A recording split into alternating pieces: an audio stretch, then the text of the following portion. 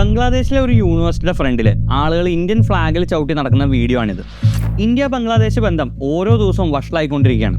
ഇന്ത്യയിൽ majorly reservation നൽകുന്ന ജാതിയുടെയും മതത്തിൻ്റെയും ബേസിസിലാണെങ്കിലും ബംഗ്ലാദേശിൽ ഇത് നൽകിയിരുന്നത് ഫ്രീഡം ഫൈറ്റേഴ്സിൻ്റെ ഫാമിലി മെമ്പേഴ്സിനാണ്. ഇതിനെതിരെ വിദ്യാർത്ഥികൾ തുടങ്ങിയ ഒരു സമരം അവസാനിച്ചത് ബംഗ്ലാദേശ് പ്രൈം മിനിസ്റ്റർ ആയിരുന്ന ഷെയ്ഖ് ഹസീന ഇന്ത്യയിലേക്ക് രക്ഷപ്പെട്ടതോടുകൂടിയാണ്. നിലവിൽ ബംഗ്ലാദേശ് ഭരിക്കുന്നത് പൊതുവെ ആൻറ്റി ഇന്ത്യ സ്റ്റാൻഡുള്ള പാർട്ടീസാണ്. ഈ സർക്കാർ നിലവിൽ വന്നതിന് ശേഷമുള്ള ബംഗ്ലാദേശ് പാകിസ്ഥാൻ റിലേഷൻസ് കണ്ടാൽ തന്നെ നമുക്കത് മനസ്സിലാവും. പാകിസ്ഥാനുമായിട്ട് ഡിഫൻസ് കോൺട്രാക്ട്സ്, എളുപ്പത്തിൽ വിസ, ഡയറക്റ്റ് ഫ്ലൈറ്റ്സ്, 50 വർഷത്തിന് ശേഷം ഒരു പാക് കാർഗോ കപ്പൽ ബംഗ്ലാദേശിലെത്തുന്നു. എന്തിനേറെ ഇന്ത്യയിൽ നിന്ന് മേടിച്ചുകൊണ്ടിരുന്ന ഉരുളക്കിഴങ്ങും സവാളയും പഞ്ചസാരയും വരെ പാകിസ്ഥാനിൽ നിന്ന് ഇമ്പോർട്ട് ചെയ്യാൻ പ്ലാൻ ചെയ്യുന്നു. ബംഗ്ലാദേശിന് എഗെയിൻസ്റ്റ് ആയിട്ടുള്ള റിയാക്ഷൻ ഇന്ത്യയിലും സ്റ്റാർട്ട് ചെയ്തിട്ടുണ്ട്.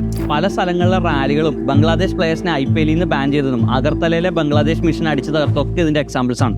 ബംഗ്ലാദേശിൽ സംഭവിച്ചിട്ടുള്ള ഈ പൊളിറ്റിക്കൽ ചേഞ്ച് ഇന്ത്യൻ സബ് കോണ്ടിനെന്റിനെ വരാനിരിക്കുന്ന വർഷങ്ങളിൽ ജിയോ പൊളിറ്റിക്സ് തന്നെ മാറ്റിമറിച്ചേക്കാം.